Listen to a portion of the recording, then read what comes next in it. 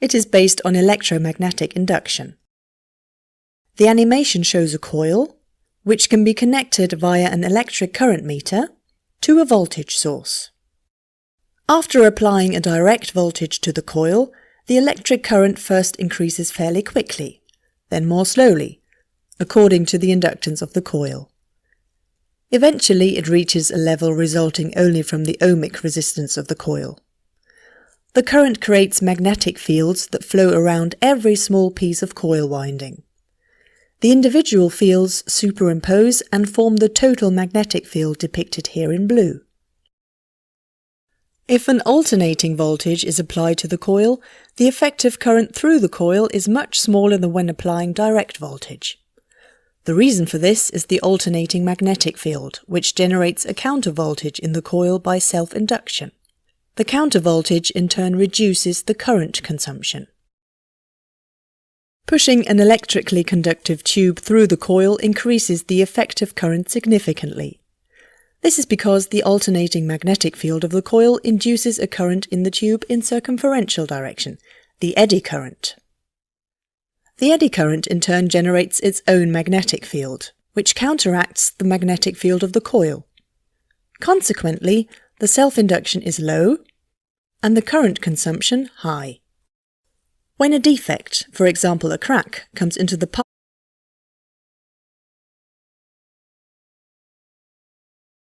of the eddy current, the current consumption of the coil drops.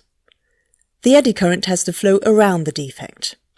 The path of the eddy current is now longer, and the electrical resistance of the eddy current circuit is larger. This leads to a reduced magnitude and a reduced magnetic field of the eddy current. The self-inductance of the coil is increased, and the current consumption decreased.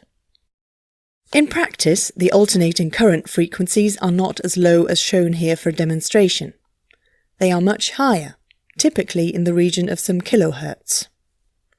From now on, we're going to omit the magnetic field lines in the animation and represent the eddy current in a simplified static way. How does the technique work in practice? In eddy current testing with coaxial probes, the coils are either pushed coaxially over the workpiece or pushed through the workpiece. This is our simple test setup: the alternating voltage source, the electric current meter, the coil. Cables lead from the alternating voltage source to the electric current meter, then to the coil, and back again to the voltage source. Our sample is a tube made from an austenitic non-magnetic steel. We have purposely machined two cuts through the tube wall, one in longitudinal direction and one in circumferential direction. And here we go. The materials tester connects the return cable to the alternating voltage source. This closes the electrical circuit. The current consumption of the coil is still relatively low.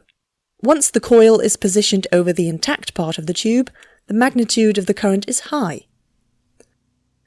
The current decreases in the region of the longitudinal cut and reaches the original magnitude again in the intact part of the tube.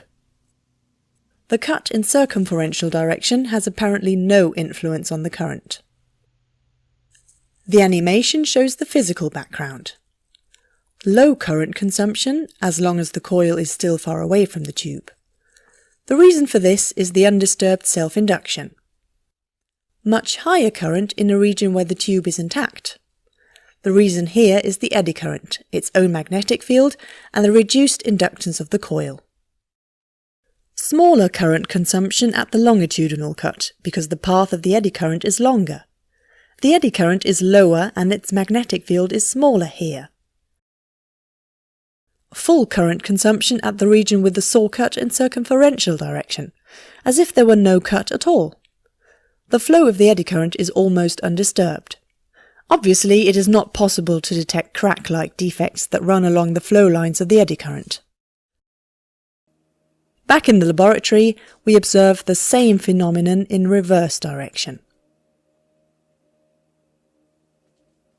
This technique can be improved considerably if not only a single coil, but several coils